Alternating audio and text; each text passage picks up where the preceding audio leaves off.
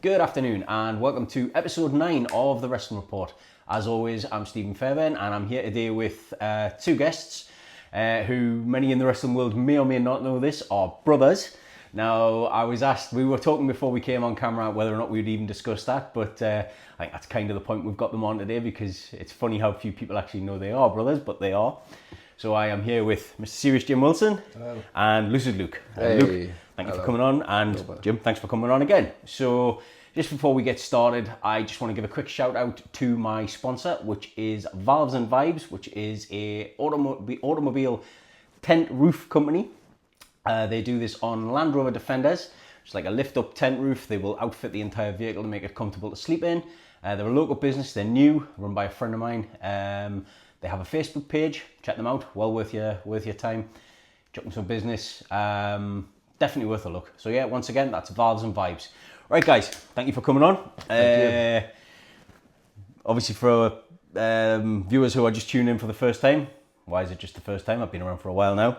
Jim, this is your second appearance, I believe. Yeah. And Luke, your first. So, right, if you don't mind, I'm just going to bypass you slightly just for a moment, just because you're a new guest, so we'll always do this way. Yeah. What I want to do is a little bit of background on you, if that's all right. Tell us about yourself. Tell us when you entered the wrestling business. Can you remember, what made you want to be a wrestler?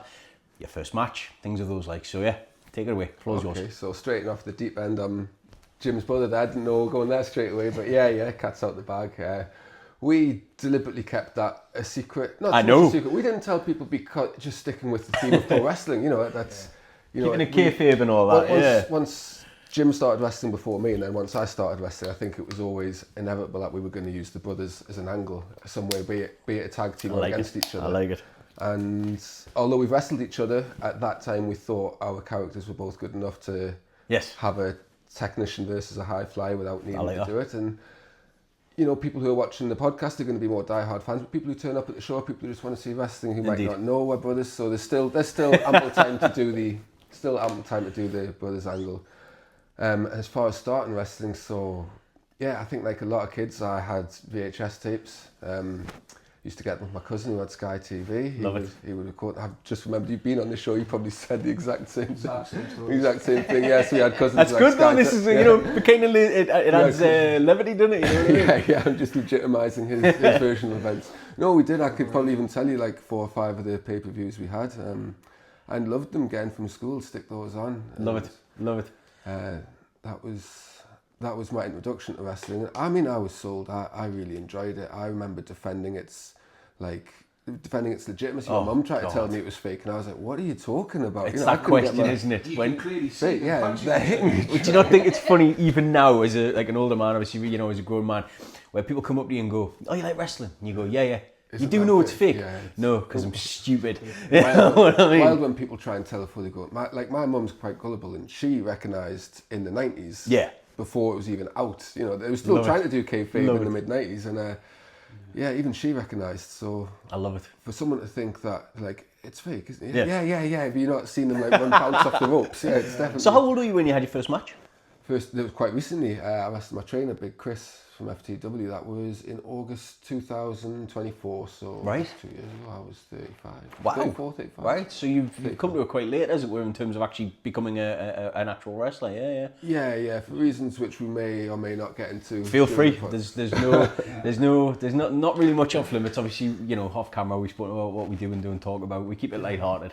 But no, I mean, obviously Chris, as you know, has been on the show. I'm hoping to have him on again, because I like talking to Chris. I actually bumped into his son, Mitch, in town the other day, which was really unexpected. Shout out Mitch, yeah, exactly. Good lad, kid. Top lad, really top lad, by the central station. But yeah, I mean, is it, you're saying obviously were you being brothers, and obviously if anybody was wondering, we've already had the conversations, they are definitely brothers, I promise. I think it's funny because obviously there's been siblings in wrestling for years. You've got like obviously the Bucks, the Young Bucks being quite a big one, and they wrestle for want of a better term, almost an identical style. You have you see the Hardys similar again. The Hardys again, very similar style. Obviously Jeff's a slightly more askew, more high flying, but obviously they're both similar aesthetics, vaguely similar moves. Well, that's it. It's no wonder people don't know you as brothers, because you wrestle very differently. As you said before camera, you don't we're very different people out of the ring as well. It's that classic, reflecting reality sort I like of that thing outside. though. I like that, yeah. Because I mean, do you not think as well that makes it? It's better you can keep the illusion going. You know what I mean? In the sense that nobody. I mean, like we spoke about, and I'm sure Paul wouldn't mind me saying this. Obviously, we worked the Rapid Action show a few weeks ago. Where you obviously wrestled each other and I was the announcer, and I was, as we said, I was standing with Paul and I had nonchalantly dropped it into a conversation like we were brothers, and he didn't have a clue. Oh no, like unless we explicitly tell people, like they don't know, like Adam Blackburn, like he'd known us both for a couple of years. At James' birthday, one of our friends had put on the wrestling show for a birthday. Right. And like it was just an offhand comment. Oh, my brother's just over there. You what? He's your brother.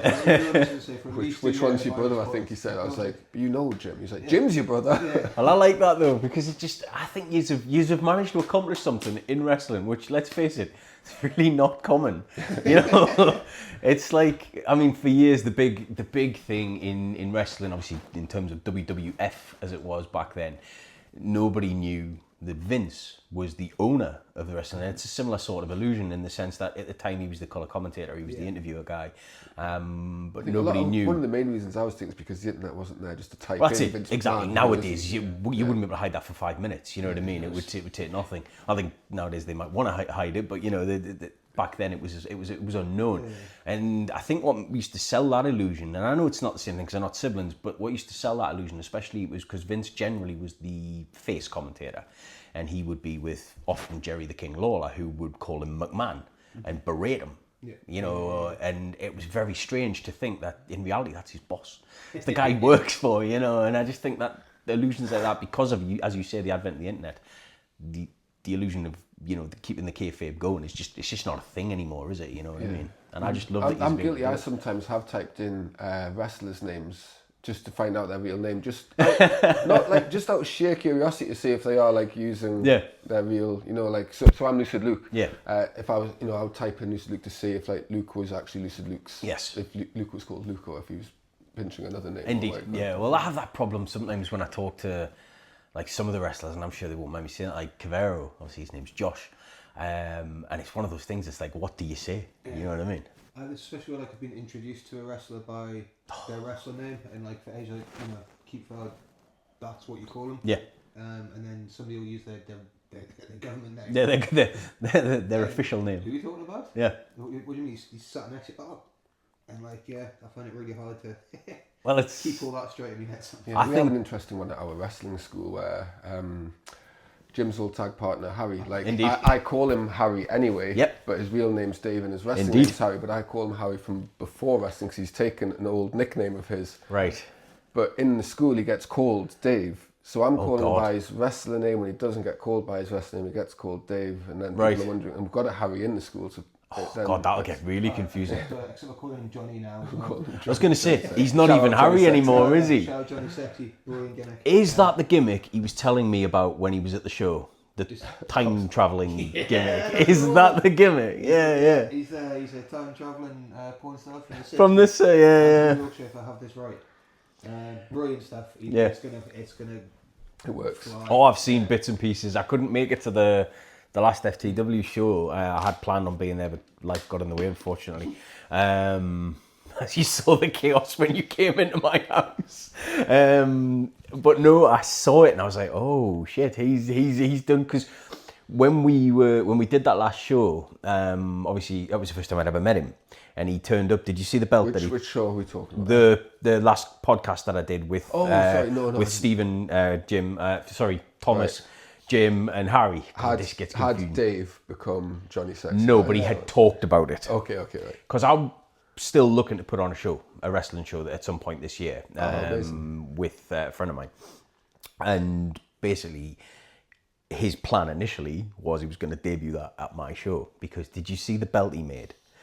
These two turned up with proper title belts and he didn't have anything. Yes, and we had a conversation in the messages, and he was just like, so he turned up with this fucking belt with, what was it, taken part or honourable mention or something made out of cardboard. That was a participation belt. And he turned up and I got them all to pose at the end. He had this belt. Now my plan is when I run my show, because I have that belt, he gave it to me, I'm going to make him defend it. Brilliant. So, and he was up for it as well, you know what I mean? But yeah, I didn't realise he was class, he was. We should have had him on as well. The three together would have been bedlam, you know what I mean? Johnny Sexy on. Get it done, yeah. So that's what he's wrestling as now, Johnny Sexy. 3 X's. Of course, why wouldn't it be? Yes, why wouldn't it be? I mean, honestly, do you know what the thing is, right? I had spoken to Thomas Stephen, I had spoken to him, and I think I'd spoken to you bits and pieces as well. And he was like, have you met him before? I was like, no, he's like, it'll be an entertaining show. And they weren't wrong. He turned up, he was unreal, you know what I mean? Yeah. But, I mean, moving on, anyway, because we love you, but we could talk about you all day, but you're not here, so talk about you. I'll still get you on to defend that cardboard belt, exactly. So in terms of wrestling, in terms of, you know, how old are you now, sorry, did you say?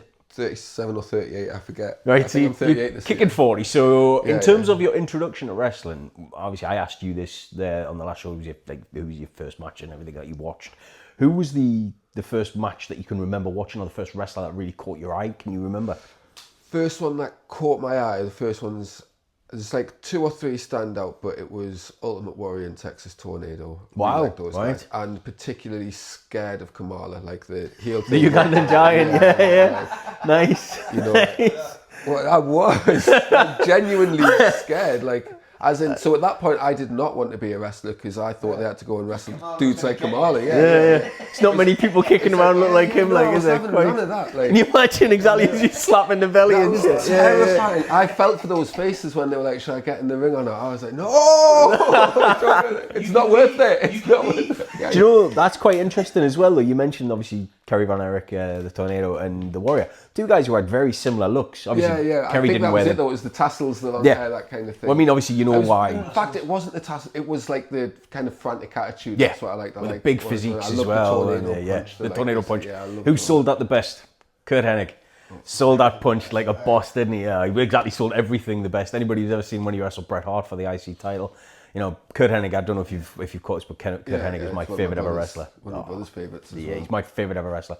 It's funny because you speak to anybody, and obviously we spoke about this before, we speak to anybody, they'll generally say, oh, my favourite wrestler was Hulk Hogan, or my Stone Cold Steve Austin, or The Rock, or whatever.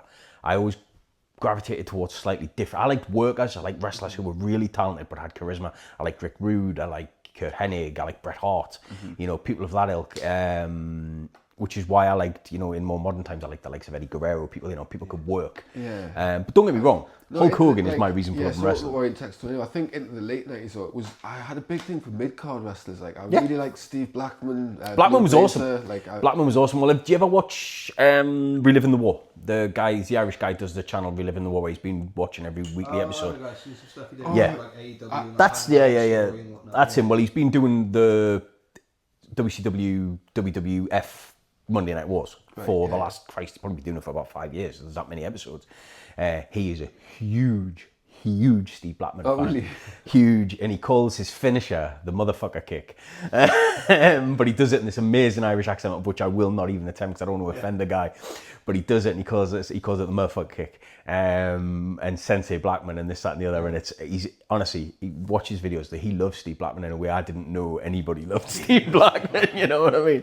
His poor mother doesn't love him as much as this guy loves him. You know. No, he was like sometimes my like imaginary tag partner. I can see that. Walking to school, like fighting heels and that on the way to school. You wouldn't lose. Like I had Steve Blackman as my tag partner. And that, well, let's put it this way: Steve Blackman, legitimately. I mean, I don't know if you've read much about him. He was legitimately one of the hardest men in wrestling. He was a beast. Oh yeah, guys backstage didn't fuck with him because he was legitimately nails. And everybody knew that. He looks like stern, doesn't he? He looked like you could. I forgot the story. He was doing an interview, something. He's talking about. He got in a fight with some wrestler at the baggage claim or something in the airport, and at his car he was like, "Oh, he came in over, so I just slipped it." It was probably Bradshaw. 9 times out of 10, it was always Bradshaw. But he's just casual in this story with how he just slipped it and knocked him out. Yeah. I got my bag. Went to the hotel.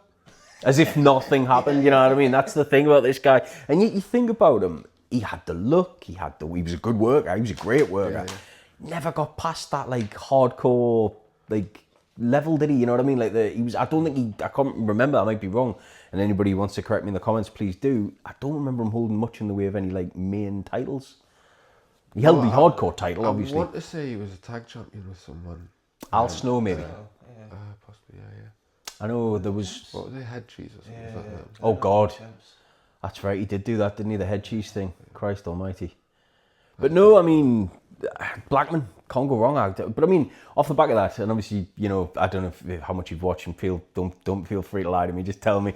If in terms of, obviously, I asked yourself when you were on previously, favourite match of all time. Do you have a favourite match, or do you have many favourite matches? By the way, I appreciate, at the minute I'm focusing, I will come to you, I promise. Yeah, so it's, I mean, of all time, it's going to be difficult, but I was a big fan of the Hardys and Dudleys table match at the Royal Rumble. Yeah, was it 99 or 2000, about that around time? that time, yeah. It was about before the TLC matches and everything. Yeah. And I think it was that summer or the following summer when the Triangle Ladder match happened before the two TLCs. The Triangle Ladder match was split, and both of the first two TLCs were good as well.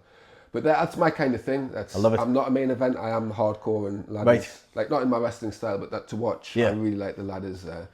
Even now, I quite like the inventiveness they get out of the Money in the Bank. Like, there was one, I mean, I say recently, it was more like maybe up to 10 years ago now, but Cesaro, I remember hanging off a ladder which was somehow, I'll try and use it. When they used to cantilever them all together and everything, didn't they? Like one ladder fell and like lifted the other ladder up and he was down. I remember that. Yeah. Just the things they come up with. And it's on my bucket list to have a ladder match. Are you not done one at all? Have you not? No, I want to, so I'm just putting that out in the universe. There you go. Well, I tell you what, if I can get my show off the ground and I can get my hand on some affordable ladders, because we'll have to do some work on them. Let's face it, anybody who watches wrestling knows what I'm talking about there, because I don't want you killing yourselves on the show. There you go. If you want to work the show, you know what I mean. Yeah, but no, that's me planned. Incidentally, I've put everybody else on the spot, so I might as well do the same to you. When I do eventually get the finances and everything together where I can actually run a show, what I'm going to hope to do is reach out to some sponsors, see if I can get some help to do it that way. Would you be willing to work the show? Absolutely, yeah. Fantastic, because I'm thinking I'll put you in against what's he called, Johnny Sexy now.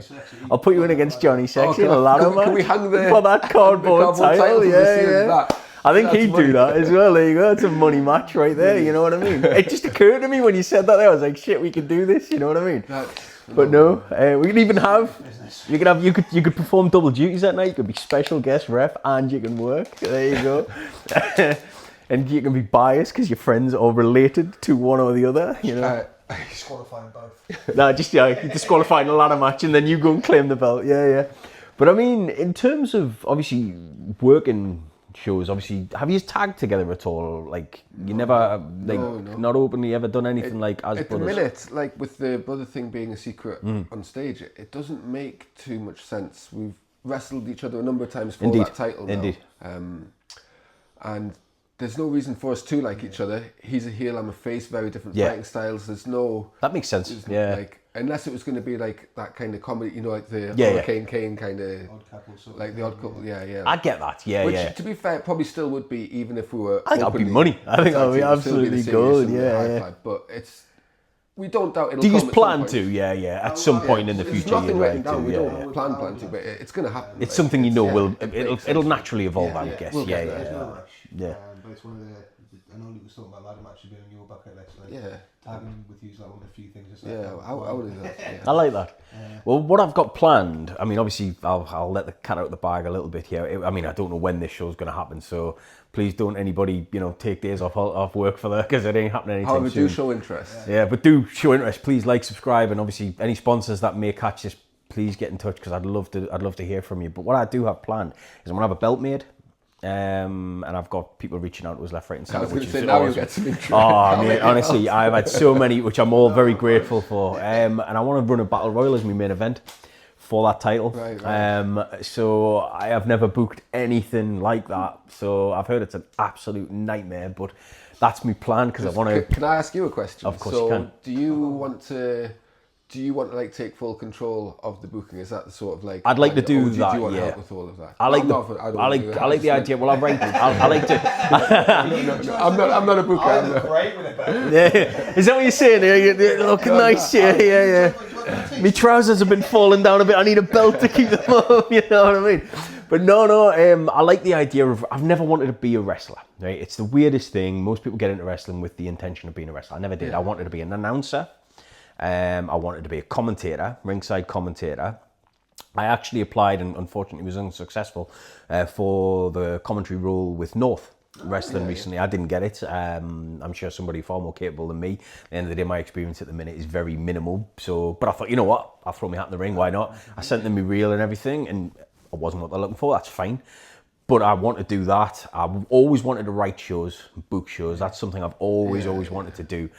Without blowing my own horn, for someone who has not a lot of athletic ability when it comes to wrestling, I like boxing. I was a boxer when I was a kid. I'm not very good, but I'd never fought. I was trained. My dad had me doing that since I was little. That was the kind of sports I was into. There's no storyline attachment there, but I've always been a creative sort, like in that sense. I always like to try and write, and you know, I've written scripts and films and things. Totally unrealised, just sitting in a hard drive somewhere. But I've had these ideas. And it's something like I say, I never wanted to be the guy competing. I wanted to be the guy talking to the guy competing. Mm-hmm. Because as you can tell, I don't shut up. So I had a friend who wanted to get into film and TV, and his dream was to be a director. And you know, that was always slightly confusing to me. I was like, what about the actor? Do you not want to be? Never appealed to me. It was like similar. He wanted to make his own movies. Yeah, I had visions that I've got, and I want to put that out there into the world. And you know, I don't want to be the guy. It's like I've got a thing going on with long standing with Ryan Roode. I do have one bucket list item. I want to take a bump before I can't. Basically, you know what I mean? Before I get too old, because I'm 47 this year, and I don't really want to be taking a bump when I'm in my fucking 50s. Yeah, well that's it, and exactly, I know how much I'm putting you to. I'm telling who am I telling you? You know what I mean? But Ryan's got this thing where he wants to put us through a table, and I have said I've said yes. Good man. But it's as and when we do it. Now, at the last Rapid show, you know, obviously Luke Fahrenheit was the ref, and he did the temperature check with on Ryan. They wanted me initially to be part of that bit, and I was like, nah, I'm not doing that. And then I had Matty and Ryan on at me, like, are you going to take a bump tonight? I was like, not a fucking chance, no, you know what I mean? But I will eventually probably grow a set. You take a temp check. No, fucking, I'll do that. I can do that. You know what I mean? I can make that look real. But no, I love Luke, by the way. I think that it's a fantastic, fantastic. And it was a right laugh with him in the ring, like chatting on between matches and stuff. It was a right good laugh. He's a really good kid. He's been on here before. He was on here with Scott Plitt. They were shout out Scott. Fucking shout out them. They were fucking hilarious. Them two. They were absolutely hilarious. The two of them before the show, I couldn't get them to take it seriously. You know what I mean? But it's funny because as well, right, at the time I had said I wasn't a big fan of comedy wrestling. Sorry, just leading in a little bit of a tangent. And I was talking to Luke and this, that and the other before the show, and I had said I wasn't a fan of comedy wrestling.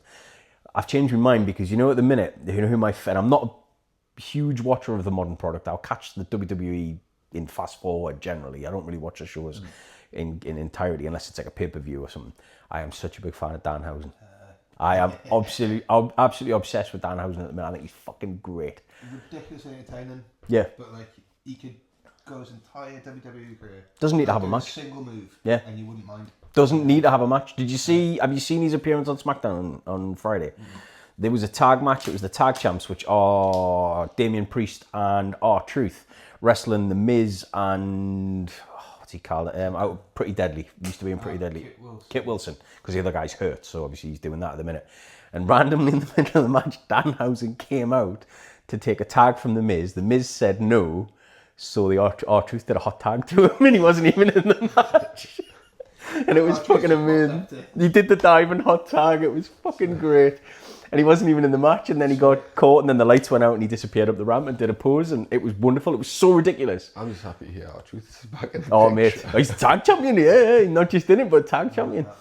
But I mean, on that notice, I mean, who's your? Because I think obviously, I'll move back to you. Obviously, just as a recap for people who are maybe tuning in for the first time, your favourite wrestler of all time? Remind me. So favourite wrestler of all time was Bret Hart. Yeah, it is Bret Hart. I said the match you mentioned before, the Intercontinental match, the Intercontinental title match with Mr. Perfect. SummerSlam 91. Yeah. The match. I wouldn't say it's not the best match ever, but that's the one that got me into wrestling. I think it's not a bad show. Do you not think as well the story behind that? Mr. Perfect, Kurt, was so badly hurt. Yeah. He didn't wrestle for a year or something after that. You know what I mean? He was so bad he had a back injury. Well, it's not like obviously you didn't know that watching the match. You know how he was holding himself around. You wouldn't have known it, would you? And like, I don't know, it's like you go back to one of the first matches we ever saw. Am I right in thinking Mr. Perfect was like undefeated at this point? Nobody ever kicked out the Perfect Plex. Right, there's something. He had lost the IC and regained the IC title from the Texas Tornado. Because the Texas Tornado, Kerry Von Erich came in with a lot of fanfare but a lot of problems. Because at this point he'd already had his motorbike accident where he'd lost part of his foot. Which is part of the reason he wore tassels on his boots. I remember not finding out so much later in life about the... If you look... Within the last couple of years or whatever, Watch his matches. Obviously, he wears the tassels on his boots. Yeah. If you look, I forget which one. I think it's his right leg. You can see the shape in the boot where it's unusual, and he's very flat-footed on one leg because it's obviously prosthetic. And if you look, you can see the shape. The only way I can describe it is, on like a modern wrestling figure, the ankle joint on a foot. It's what it looks like. But it slightly protrudes at the bottom, and you can't see it. And the tassels were obviously there to cover the injury. I tell you what, though, you wouldn't know it because he worked so well with a half a foot or 1 foot or whatever it was. I don't know how much of his foot or his leg he actually lost, but there's a lot missing. If you've watched have you seen the Iron Claw, the movie? No. I haven't. It was a strange one. I remember when that was announced, Iron Claw. Being such a big wrestling fan, I kind of knew a lot of the Von Erich story anyway. And when they announced that was going to be a film, I remember thinking, like, that's going to be a bit of It's a depressingly... it's a sad not movie. that entertaining either. I was like, it's not... It's... You're a hard man to, It's not I haven't seen it though. I haven't even heard many reviews. It's a great film. Like, that's it. But pro wrestling, there's so many stories you could have chosen. That one was a bit like... It's a great film. Don't get me wrong, it is a great film. But as you say, that's not an entertainment film. I mean, the wrestling segments are great. And there's a blink and you miss cameo from MGF as the not Von Erich brother, the one they brought in... Lance Von Erich or whatever the hell he was called. He was brought in as a distant cousin or something like that. But MGF plays him in the movie, but his role was mostly cut. But it's what happened to the family, the brothers. It's unbelievably sad, but great performances across the board. It's wonderful. The only person who sucks in it is the guy who plays Ric Flair. He's fucking terrible. He's awful. I mean, how do you fuck up a woo? But he can't do it. How much of a role does Ric Flair have in the film? Little bits, more in the Mid-South than the AWA and stuff like that. Cast him. As he does now. Exactly. Just give him, go and be Ric Flair, innit? Yeah, exactly. It'll still be better than anything. I'll make an effort to give the film. It's good. It's really good. Do you know the irony? I think who would have made a good Ric Flair in that movie? MJF.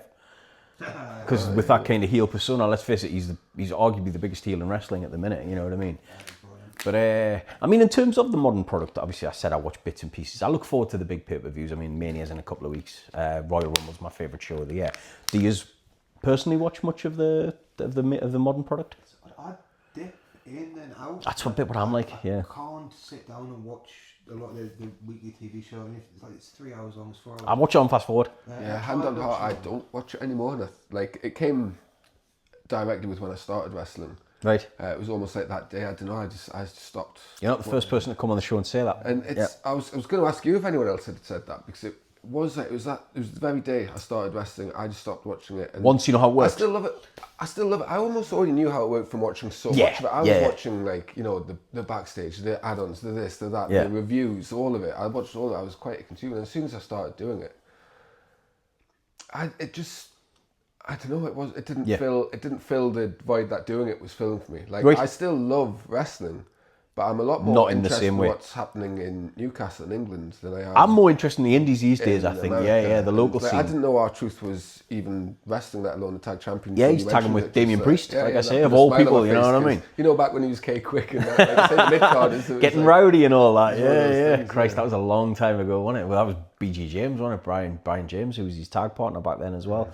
But I mean, in terms of the modern product, it's ironically this year for Mania, because of what happened on SmackDown on Friday night, this year could be quite an unpredictable year, because let's face it, generally the big PLEs, the pay-per-views, are very predictable. You can almost, to a point, predict what's going to happen. Last WrestleMania made a point saying I don't get to watch it that much. Yeah. I'll dip in and out for certain matches or certain wrestlers, but it was Mania that wrong. I said that I'm going to watch Mania. Yeah. I'm going to watch both nights. It's WrestleMania. I'm going to watch it. And 12 hours later, I hated my life. Because it was awful. It was an awful show. Yeah, the last WrestleMania I watched was Triple H and Roman Reigns main event. And I remember just being a bit fed up at the end of it. I was like, well, that's it. You watch it and fast forward. Well, that's it. I mean, if you think about it now, the reason they've had to split it into two is so they can get everybody on the card, which is fine. Everybody you get a bonus for being on Mania. It's the big thing in it. But it's saturated as fuck. AEW pay-per-views, the wrestling's always phenomenal, some ridiculous matches. It goes on forever. 6-7 hour pay-per-view. Yeah. Like, I don't have 6. Who the hell has? There was a wrestling review show that I used to watch, and once they put the clocks together at the end of an episode of Raw, and it was 27 minutes of wrestling. Of actual wrestling. 4 hour show. Yeah. Was it 3.5 or 4 hours? 3 hour show, Raw, yeah. 3 hour show, 27 minutes between bells was I'm not shocked. Entire show. That's not shocked. Wild. Like SmackDown on Netflix, adverts literally every minute and a Well, that's because in America, SmackDown runs on an actual TV channel, and they have ads constantly. So because it's a live broadcast, we don't get the in between, because it's not like it stops running. If it's a match, you celebrate a rest hold, we get the the constant elevator music. Sit down and wait for the wrestling to start again. Yeah, it's because it's in commercial in America. But then they put their own adverts within it. Yeah. So there's an advert break on, then when SmackDown comes back on air, they then do the small screen on the side, which is while it's broadcasting, and have an advert there. Well, that's it. Exactly. I've seen it before. I've had 2 advert breaks in someone's entrance. Oh God, I hate that. What am I doing? Do you know what gets me is they've put all this. Well, I'm of that mentality. I care more about my own time than that shit. But do you know what gets me is when they put all the time and effort into these amazing entrances. Like Alistair Black's got an amazing entrance. People of that ilk have got it, and then they cut the commercial, and you're like, well, no, I just didn't want to watch that. Then you know what I mean? It's like it's a guy I'm interested in, but now I guess I'm not. You know what I mean? I don't need any hype for a match. Yeah, it's like God forbid I'm trying to get invested here. I mean, actually, this leads into something as well, because I haven't actually announced this on anything, but I'll make it here. I'm doing a new segment, and I'm going to start doing it every week, and I'm going to call it the Wrestle Rant. And basically, I'm just going to come on and tell the truth. Because at the minute, I'm all very nice and, reserved and complimentary of the product. I'm going to be honest. I'm going to be honest. Yeah. I'd like to just basically come out, and I'm not going to come out and be overly critical for the sake of being critical. But what I do want to do is come out and call out bullshit when I think it's bullshit. And it's my opinion. So if anybody doesn't like it, I don't care. Do you know what I mean? Sure, we haven't started already. Well, this is it. I mean, at the end of the day, right, this is a good thing about opinion. Here we are, we're live now. But no, this is the thing about an opinion. It's very much that. It's an opinion. It doesn't make it fact. Do the Wrestle Rant directly post pay-per-view, within minutes. Well, that's kind of me plan, when I'm at me, especially if it's a shit ending, you know what I mean? Because the thing is, this is how what I was saying about SmackDown. I think this is why Mania this year could be unpredictable, because what happened was at the beginning of SmackDown, Randy Orton came out, Cody came out, and that's the main event for probably night 1 of Mania this year for the title, for the WWE title. And a couple of weeks ago, Randy had been seen backstage on a phone call, and then Pat McAfee, of all people, got in the ring, kicked Cody in the balls, and turns out it was him he was on the phone to, and everybody went, who gives a fuck? What's he got to do with anything? What can Pat McAfee teach Randy Orton about wrestling? Why did he kick Cody? He's turned heel, and he's basically turned around now and said everything about the current product is Cody's fault. Everything that's wrong with the current product is Cody's fault. So Cody, the WWE apparently monitor social media quite closely. And throughout the show, they monitored the backlash online, because the fans were like, Pat McAfee, who gives a shit? You know what I mean? Nobody's interested. And then they sent Cody out, unscripted, towards the end of the show, and got him to shoot. And he basically shot on the people at the top. Because apparently it was their call to make it Pat McAfee, because he's a star. Now, Pat McAfee is a star, but in their mind, he is going to elevate the 20-year rivalry between Cody and Randy. Because, let's face it, they've been associated for 20 years.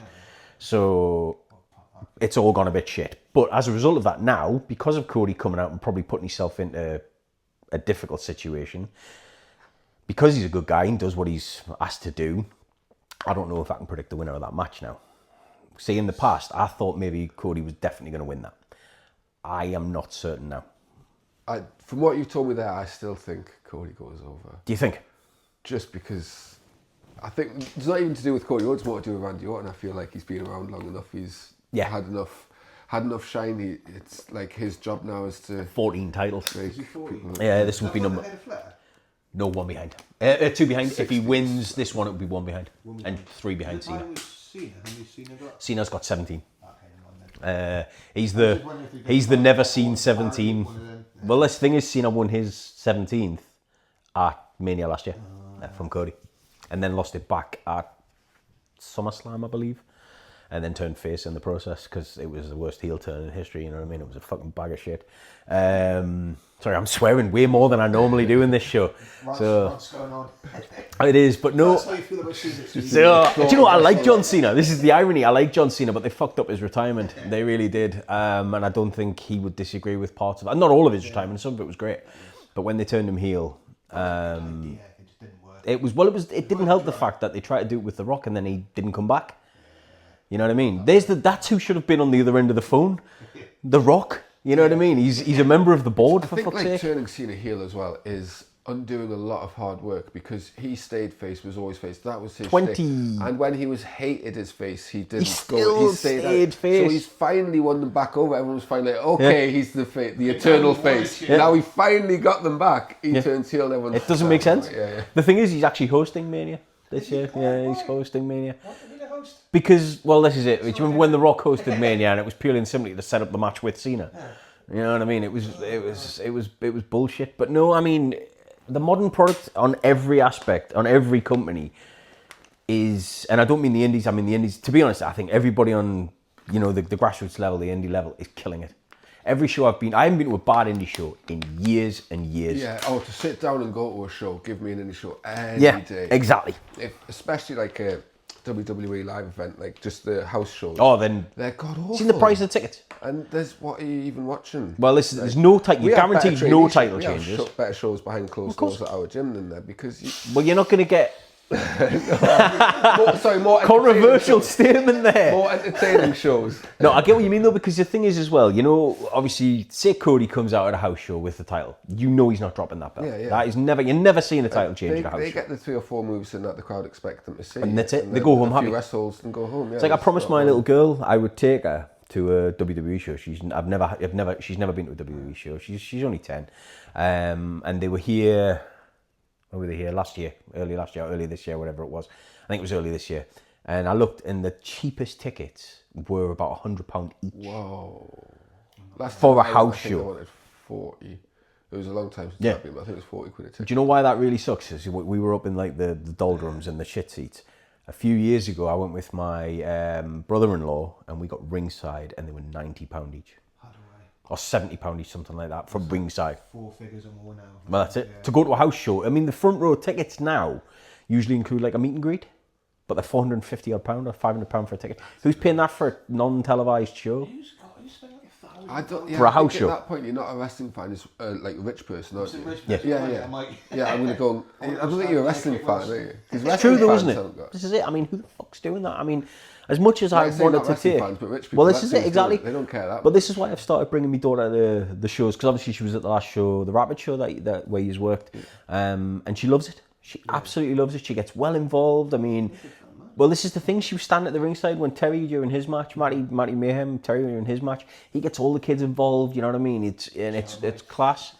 Say again? Shout out Matty Mayhem. Yeah, shout out to Matty. Yeah, go on. I was going to, but I thought I promised earlier. No. Not to do that anymore. Do you know what? Shout out whoever you want. To be honest with you, I'm hoping to have him, Ryan, and Kendall, Liam on us hopefully the next show. Because I haven't had them on in ages, and those shows are always bedlam, especially considering the plan. Because you're like this, because I'm filming at home now, it's a lot more chilled and a lot more of a different environment. And I think, I don't know about you, but I like this better than sitting in that office. I think this is nicer. I think it's a bit more chill in it. You know what I mean? And they want to have beers and stuff and shoot. And I was like, yeah, let's fucking do that. That'll be great. You know what I mean? So that's kind of a potential show I'm going to do with them for. And if it works, I'll do it with others as well. So if you just want to come back and have a few beers with me, then by all means do so. We'll call that the Wrestling Report After Dark. But no, I mean, like I say though, what I was good about what I was saying, I am planning on doing like an offshoot show, just so I've got like weekly, regular weekly content, and I'm not then reliant on, people's schedules. I can run it myself. I just do it sitting up against. I usually do it against that wall over there, to be honest, and then just change the background. Goes well for you. Fingers crossed. So yeah, but no, like I say, I mean, keep an eye out for that one, like and subscribe. I'm trying. And incidentally as well, if you've got any youngsters in your family who, I'm running a competition at the minute, while I've got you, I might as well tell you, obviously, if you've seen the video, where I'm getting kids or adults, if you're artistically inclined, to draw a picture of their favourite wrestler or themselves as a wrestler or invent a wrestler, and I'm giving away a Rey Mysterio lowrider toy thing. Oh, so nice one. Yeah, we'll get if you have any youngsters in your family, which I know you do, if you want to draw a picture, I don't know about yourself, have you got children? No. She's the only child in my family as well. But I could draw a picture. Well, there you go, draw a picture. There you go. And incidentally, yeah, okay. It's not. You should draw each other and just go, "This is my favourite wrestler," and then I'll get you to take a photo. Before we leave. Do you know if I'd planned this right, I could have got pens and paper and got you to draw it live on camera. You know what I mean? But no, all right. So moving on. I mean, in terms of actually working, like, as you say, the indie shows and this, that, and the other. Have you ever? It's one of those things. This is a question I've never really asked anybody. Do you ever look at the bigger companies, you know, the mainstream companies, as it were, and think, I'm capable of doing that? And I've seen you both work. I think you both are. But in terms of that, do you think you look at some of the matches that are making television and you think, I could do better than that? I go first? Yeah, I don't think there's someone who practices professional wrestling out there who doesn't watch. Do you think? Mainstream think I can do that? I'm capable of that. Yeah. I think all the wrestlers. I think it's got to be, hasn't it? It's a drive to keep you going, kind of thing. Yeah. Apart from this one. Not so much. I don't know. No. I mean, I think obviously that would be your dream job or whatever. Absolutely. But like the money they get paid for doing it. Yeah, of course. But one of the things I think is there is levels to this. Okay, you might see them go out and like put out a match that you think is dreadful, watch it on telly. I'm quite confident that if those people wanted to, they could have put out. Fair enough. Yeah. I wouldn't consider myself anywhere near like a level of even like. No, but do you not watch wrestling and think I'm more talking about specific moves? Yeah, we'll just any of the big. Some of the I could do that move. The move I was talking about. Yeah, that's what I mean. Do you look at like, I know we're saying we don't watch a lot of the modern product, but there's got to be times, because obviously for myself I don't, because I don't have the wrestling training or the aspirations to be a wrestler for that matter. But people like yourselves who, you know, I've seen you both work and you're both great. You must look at that and think, they're not doing that to the level I know I could do. Do you know what I mean? One of the first moves I tried in the ring when I started was Tanjiri's Tarantula, because I saw it, and I like the high fly. That's the rope submission thing you did, yeah. Ropes, and I use that in my moveset, and I really like it. And that was just through watching it, thinking that's a cool move that I could do. And I got into it, I tried it, and by the end of the first day, you know, I was doing that. Now, I'm not putting myself up there with Tanjiri, but I do watch wrestling and think I could do that. That's good of you. I like that though, no, because I mean, at the end of the day. Well, because earlier when I said we have like more entertaining matches behind you, like, I don't know about that. So I'm just, before you like bite that as something that wasn't meant to be, I'm just saying, I think most wrestlers watch wrestling and think I could do that. Well, at the end of the day, you watch wrestling. I think they watch it and think, oh God, I'm nowhere near that. I can't do that. I think. But you know, before either of you done any training, did you ever look at it and think, without any training, without really knowing how it worked and this, did you ever look at it then and think, I could do that? Or did you just think, I would like to do that? I would say, if I can jump in this one, like, me and Luke wrestled as kids all the time, and like there was that Channel 5 show that was like the Magician's Secret. I always point people to that one. That was the turning point. But even up until the point where I walked into FTW training school for the first time, I thought, I can't be a wrestler, I can't be training. Everyone's 6'5" and weighs 300 pounds. That's my thinking. Yeah, that's why I've never done it. I've been watching like UK indies and American indies for that, and you're quite aware now it's full of lads who are 5'10" or whatever. Yeah. Around me, I still had in my head like, no, I'm not full of steroids. I'm not 6'5". How can I do wrestling? Well, that's it exactly. I grew up with watching the Land of the Giants, thinking I'm not Hulk Hogan, I'm not the Warrior or the Tornado or whatever, you know. Or even Kurt Hennig, who might not have been the tallest guy, he was 6 foot, but he was huge. He was a big dude. If you met him in real life at that time, he's a giant, exactly. Yeah. I never really noticed the size of wrestlers. And I remember the WrestleMania thing with Daniel Bryan when he was going over, and a lot of the angle, and that was he was, you know, not huge. Now, I hadn't, in my head, I don't know, I'd never really noticed he wasn't huge or not the same size as, you know. I know what you mean. But he's obviously huge, but the size never really. Do you not think he was just because he was good at selling himself? He's a fantastic worker. He's got an amazing attachment to the crowd. Look, what I mean was like their angle was, you know, Triple H was always biting down and going like, no, you're the not B huge. plus player and all that. I was watching it going, oh, is he not huge? I kind of just thought I never really noticed. He's probably bigger than your average guy, I would think. When CM Punk's documentary came, they're all a lot bigger than the average guy. Like you look at some of those things, like look at Billy Gunn, for example. Like when he was in the ADX, you didn't think of him as being like a big guy. He is in AEW now. He's massive. Towering above people. Like, he is huge. I mean, he's got to be what, 6'4", 6'5", 300 pounds, and he's pure muscle, and he's 61 or something. You know what I mean? He's like one of the big guys. No, but now, Christ. And that's how. Well, look at Al Snow now. You seen Al Snow these days? Yeah, I saw that the wrestlers documentary. Al Snow is huge these days. He is massive. Obviously, he was quite a slimmer wrestler, if you will, because he was brought in as initially, as like the Avatar character, and then the New Rockers and all that kind of shit. Just like, as soon as you put them up against a walking, living, breathing human being, just like a normal person. Yeah, they're massive. They're all huge. Yeah. It's like, I remember the first time I ever saw like what you would consider a big wrestler, like a well-known wrestler in the flesh, and it was just Jake the Snake Roberts. Just Jake the Snake Roberts. Still a big guy. Again, you see when he was managing Thingy in AEW, like he's talking every Still a big dude. And I saw him when he was at his at a bad time in his life. I saw him at a fucking tiny little show. Robbie Brookside worked that show. That's how long ago that was. So it was a long, long time ago. I will tell you one thing. This story. Years ago, we went to see a What Culture show. The main event was Young Bucks versus War Machine. Oh, awesome. Yeah, the uni. Yeah. Awesome. But before it, the Bucks apparently lost their bags and whatnot in the airport. And right. And saw them outside the venue, trying to get to the show, and there's people standing outside us. Young Bucks. I remember standing next and thinking, you're not that big. No. Well, Nick and Matt Jackson are probably the most average, not average, but normal sized. In my head, they were still wrestlers. They should still be They have the aura, yeah. And you think, you're 5'9". Was that WCPW back in the day? Was it? Yeah. They did some bangers then. They really did. That's a company I wish still existed. I know they became Defiant later on, but WCPW back in the day. I mean, they had Kurt Angle and people like that. You know what I mean? They had big stars. Drew McIntyre or Drew Galloway as he was. First couple of their shows. It's great. I used to go all the time. They had one at Holt's Yard as well, with Jay Lethal, if I remember rightly, was in their opening match, the first match of...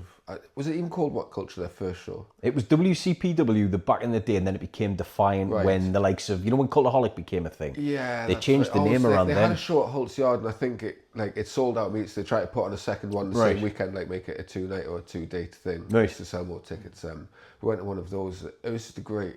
There was...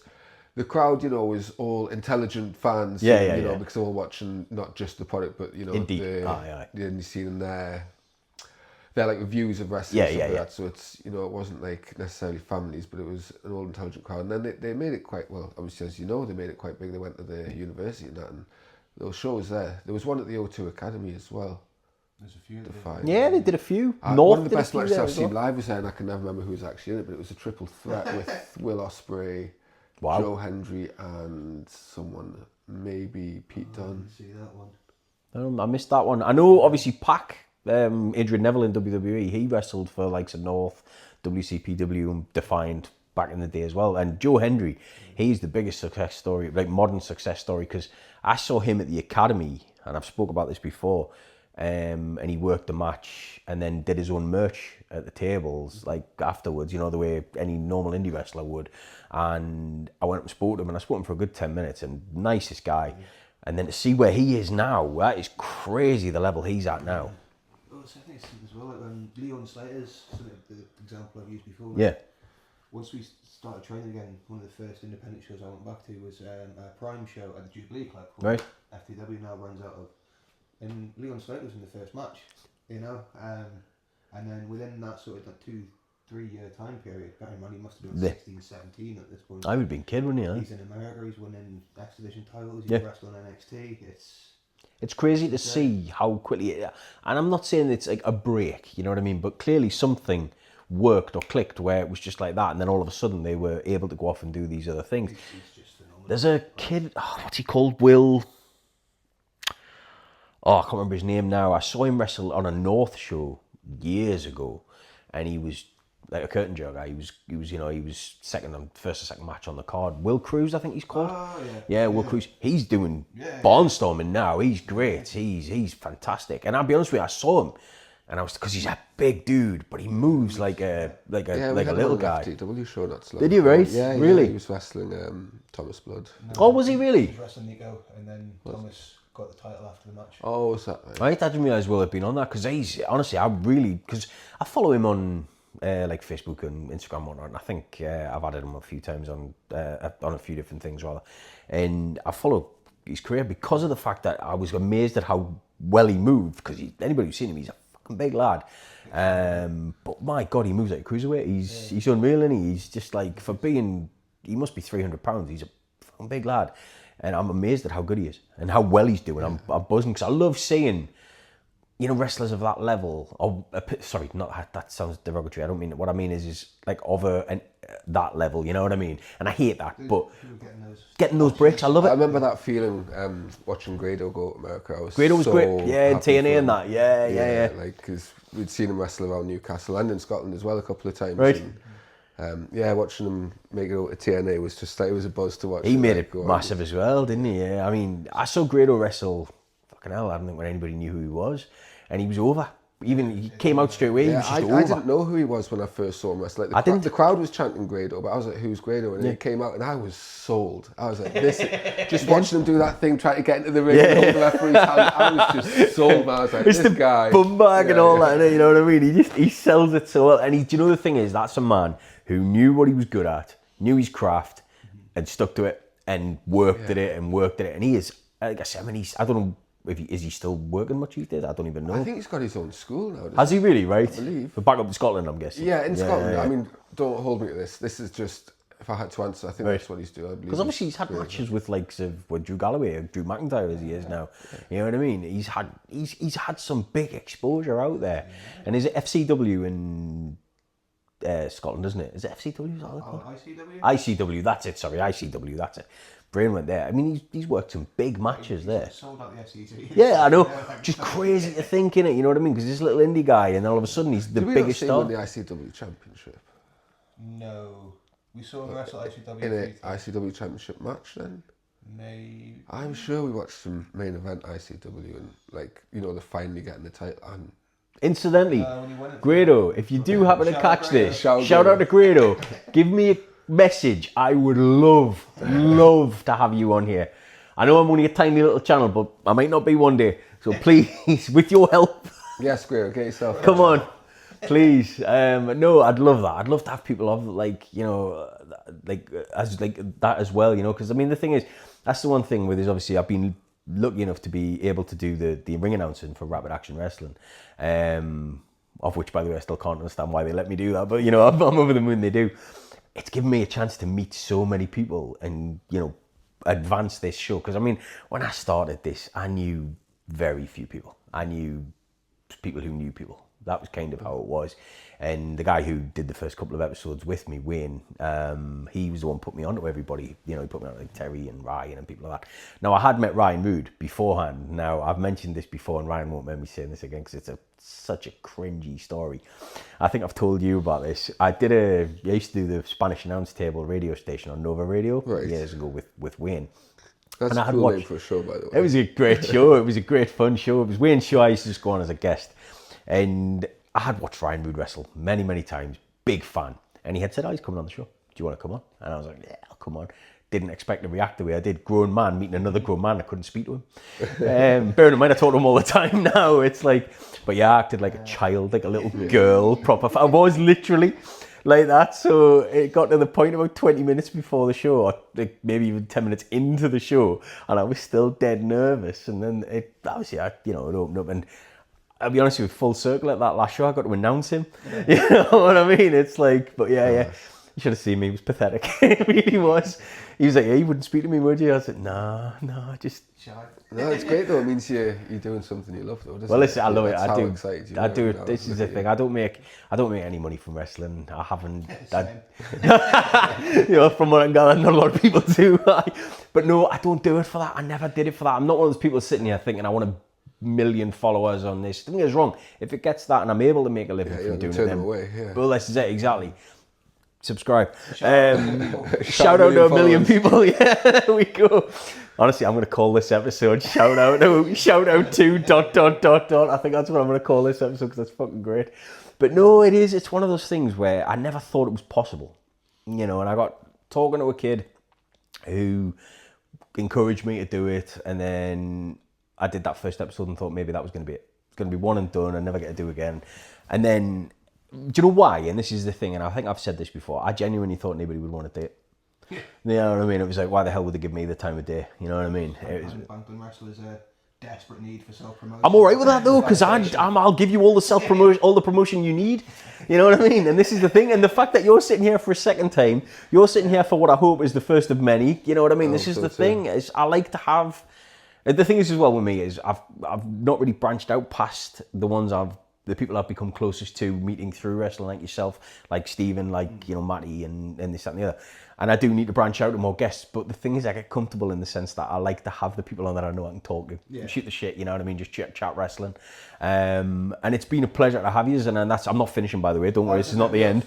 And I'm so grateful of you wanting to come on.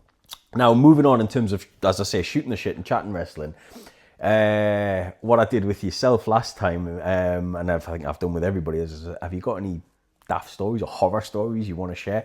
I'll come back to you because I'm sure you've got more than what you shared last time. Have you got any stories you want to share from like matches or shows that you've been on? You don't need to mention names if there's anything bad, just allude to it. One of those questions I wish I known was coming. I mean, I suppose we could talk about our last match at the show. Absolutely. You did manage to hit the fan. Oh Christ, that's right, when you did that. Yeah, I did a moonsault. I'm not going to lie, I watched that fan with fear. Luckily, I was face. I got to apologise to him mid-match, because if I'd been heel, I might have had to... Oh, I was with the ceiling fan. Oh, right. Yeah, let's go with that story.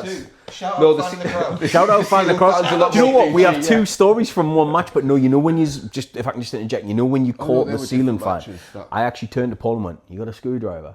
And he went, "What for?" I says, "We need to take it down, it's going to kill somebody." Yeah, the ceiling fan. Did moonsault with ceiling fan. Did you see the state of it after you hit it? No. Oh, it was all over the fucking place. I heard Ref Fahrenheit was trying to hold it in place or something. He was looking at it as concerned as I was. I was talking to him. I was like, "What do we do with that?" Is the owner of the club watching this? The club's closed, mate. It's shut. It's gone. That was the nail in the coffin. Yeah. It was apparently closing. Well, the thing is, I don't know how true this was, but I think they had a little bit of a respite, but apparently it was supposed to be closing the next day. We got leading up. I think it should have been closed beforehand, but it stayed open. Yeah, that's what I heard. Which is a shame, because it was a good little venue, you know what I mean? Albeit slightly rickety with that fan. But so I missed. What happened with the fan in the crowd then? What happened there? Because I think I've missed this. No. Was that with you, or was that another match? I did it. You tell me. Right, I did a... Oh, that was with Adrian Wolf. Shout out Adrian Wolf. Shout out Adrian Wolf. I was doing an apron moonsault off the apron to a standing opponent outside, and my leg walloped a fan in the audience. Oh wow! Who may or may not have overreacted a little bit. It happens. I mean, there's many a time. Yeah, I think I do. Well, they're not going to see this, so feel free to elaborate if you like. What happened? Can I elaborate? I think the kid had special needs. I think he was sitting in the special seats, yeah. I think we moonsaulted an autistic kid. Oh, Christ, oh God. Was it a big overreaction, was it? At the time, I didn't know. I was very apologetic. Understandable. Looking back, I think he sells it pretty well. What do you think? Great catch, Boogie. No, I'm saying at the time I felt like I kicked him, so I broke the match and was checking on him. Are you okay? Oh, right. He was wailing away. Oh, and then when I looked it back, I was thinking, I barely touched you. Right. So well, maybe he was just really good at selling. Yeah. You know what I mean? Yeah. Well, it happens unfortunately, but I mean, do you know the thing is as well, and this is the thing, you'll know yourselves, club shows, small shows. I've seen some of these shows, and I don't know who ran these shows, but they shouldn't have ran them, where they're doing fucking death matches with children in the crowd, and you know, don't get me wrong, I'm not a hardcore guy. If you are, I said earlier, I'm not a hardcore guy. I don't mind it. I can watch it. I wouldn't seek it out. But I think every match has its place in this, that, and the other. But this was in a small social club. I don't know who ran it. It was in a small social club, and they were hitting each other with fucking light tubes and shit, man. And there's kids, and yeah. The question you originally asked, though, stories from wrestling matches. It's one of my favourite questions to ask people who are, you know, I going off topic a little bit, I remember getting Jonathan Edwards into the school once to talk about his triple jump winning. The triple jump guy, yeah. Yeah, and all the kids got to write down. He came to my high school. Did he? Yeah. He's doing the rounds, like selling the Bible. I got his autograph. Everyone got to write down a question. Mine naturally was, have you got any embarrassing tales from the track and field? Yeah. And so it is a question I'd like to ask. So one that also sprung to mind when talking about kicking fans, both of the ceiling and in of the the living variety. Yeah, was at the Cuffed Chaos we had a bit of a hoo-ha with the actual. Are you aware of the Cuffed Chaos match? I was meant to be there and couldn't make it along, like unfortunately. A 6-way match where it's elimination chamber. Great idea. Elimination chamber. Four people are handcuffed. 2 start and then he's intermittent. Someone gets unlocked. But the handcuffs kept breaking. Yeah. There was 3 incidents of handcuffs breaking. Right. It was bad, wasn't it? Yeah. Well, I interviewed Chris just before that show. I interviewed Chris just before, because it was FTW, wasn't it? So I interviewed Chris, I think, the week before that show, 2 weeks before that show or something. So and then I ended up not being able to make it. But there was cases, I think, did your handcuffs break? Oh, mine broke. So he had to stand there holding the post like as if his handcuffs were still on. And I think it was Mitch's broke also. Right. So Adrian Wolf tied his dog collar around his hand. Nice. Hold it there. Nice. And during the match I was cuffed, my hands came away, so I had to keep my hands behind my back. It's one of those things, isn't it? You're relying on your props, and I mean, it happened on a big scale. So I was handcuffed at the start, and you knew somebody else would walk past. Yeah. I just wanted to swing a little kick at them, and just snap. Yeah, Mitch's snapped when he was checking to see how strong. He was trying to sell how strong they were. Like, I'm cuffed. This should have been a test run, I think. Yeah. But no, I mean, it happens. I mean, there was a match. I think was it last year's Mania, maybe, or last year's SummerSlam, where Becky Lynch wrestled Lyra Valkyria, and there was a sequence where she was supposed to have her hands cable tied, and they kept snapping. Yeah, and that's pretty much happened in this one. This is the thing. You're at the mercy of your props, aren't you? At the end of the day, you've got to make them. That's where improv comes in. Well, that's it. Exactly. That's where you're quick thinking. What can you do? It's a good recovery story in wrestling. Where something goes wrong, how do you deal with it? How do you make it work? Yeah, I get that. But I mean, what about yourself? Any more horror stories you want to share? I mean, I was in that match. But there you go. So shout out to Cuff Chaos. There you go. So I'm trying to think of anything. Nothing stuck out since we last saw you. Well, that's good. That means everything's been going well. Yeah. Do you ever? He once had to wrestle my daughter and had to run to the match with no shoes on. Oh, can I tell that one? Of course, by all means. Feel free. Yeah. Before Luke was training, but I was just in the audience, watching my daughter wrestle. Oh, so you were just a guest, right? Yeah. Okay. He's also been training at FTW. They've got like a junior trainee school. Shout out FTW junior trainees. Indeed. If hardly recommend it. But she was doing a match at the show. She's going to wrestle this other young boy from the trainees. Right. They're probably about 8-9 years old, maybe a bit young. A bit young. She's probably 7 or 8 then. Yeah. Oh wow! Right. And let's go with it. Like 2 minutes before we're about to go out, the little boy decides he doesn't want to do it anymore. Oh no! So fair enough, the young chick, you can't get out. You can't make it. Oh god! So essentially, ended up having to call like a match on the fly in front of like however many people. That's wonderful. And I come running out and they're like, "Not put my boots on." I'm like barefoot in like jeans. Wonderful. That's great. The first thing she does in the ring is call him out for not having boots on. Love it. So this is your niece as well, yeah. Oh, that's wonderful. That is fantastic. I think that's a great memory for her, though, isn't it? Even if it doesn't get to the point where she does it, to your levels or whatever, that's still a hell of a fucking memory, man. Oh, she's in training as we're recording this. Oh, she's there right now. Oh, wow, right. She's now getting ready for the match at the Jubilee Club. So how old is she now? She's 10 now. Wow, right, bloody hell. Yeah. See, my daughter's 10, I wouldn't have, I'm so overprotective. I'd be like, you're not going anywhere near that. I'm so overprotective. Bubble Girl. Yeah, Bubble Girl. Who's that, sorry? That's like Bubble Girl, is that? Oh, shout out, Bubble Girl, definitely, yeah. Do you know what? One time, we should cut a little, I'll get together with you, and you should do a little segment with her, and we'll put it on the channel, if that's all right with you, you know what I mean? I'd love that, because give her a little, cut a little promo or something on you, you know what I mean? She's a good talker. Is she? Oh, we should definitely do that. Do you know the thing is, if she wasn't training, I would have, and had I realised, you could have brought her today, and you could have had her on for a segment, and then gone and played with my kid for the rest of the day. I told you that when we first got here, I'll introduce you at the next show. Definitely, yeah. Or she's honestly, my daughter will make friends in an empty room. She really will. She talks to anybody and everybody. I tell you how crazy, totally non-wrestling related. I was in town with her yesterday, and my daughter doesn't eat chocolate, so she doesn't get Easter eggs, because there's no point. So I gave her some money, and I was like, I don't really believe in Easter, so here's a 10, I get a toy. So I took her to Phoenix, and in the lift, in Phoenix going upstairs. She befriended somebody in the lift and they gave her some money. Never spoke to this person in her life. Yes, girl. Makita can do that as well, especially when she was younger. Like, sometimes I take her out to the shops or whatever.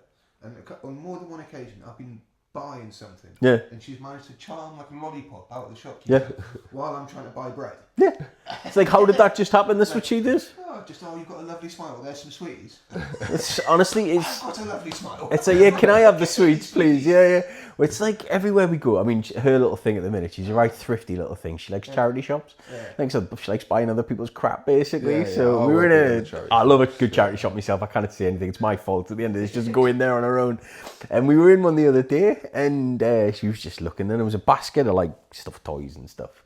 And there was this little pink bear thing. I don't know what the hell it is. She's got it anyway, let's put it that much.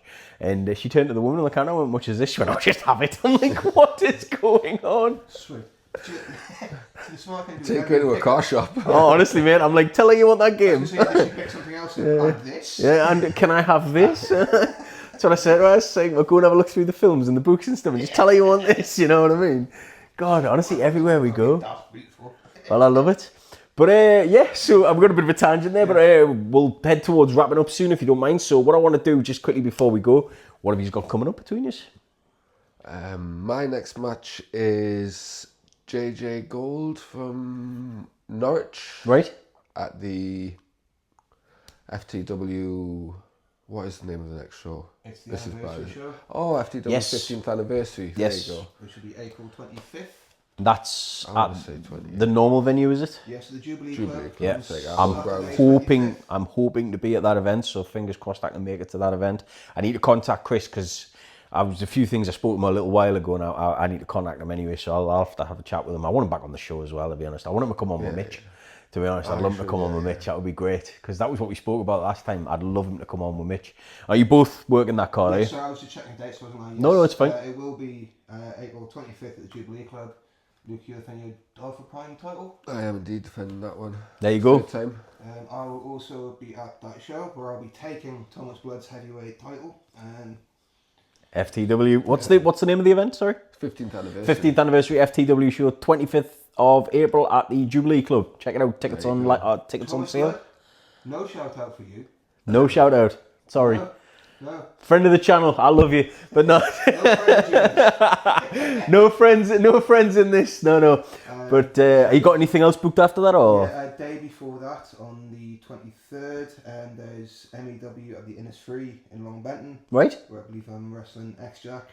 Looking forward to both those matches. And that's at Long Benton, yeah? Long Benton at the Innisfree Club. Let's see if I can get along for that one as well. Shout out Innisfree. What about yourself? Shout out Innisfree, yeah. What about yourself? No, it's all just the one at the moment. Well, there you go. So you've got plenty of up and coming wrestling with both these guys, and obviously future guests and past guests as well. FTW, obviously there's a show coming up, I believe in May for Rapid Action. I think is the next one, which is Blythe, I believe. Okay. Tell them to get in touch. Oh Christ! Don't quote me on that. I need to speak to Paul. Shout out Rapid Action. Shout out Rapid Action. Paul, get in touch because I might be selling people stuff they're not supposed to know, so apologise. But nah, I'm sure it's common knowledge. But hopefully I'll be announcing it. So I'll hopefully see you both on that card.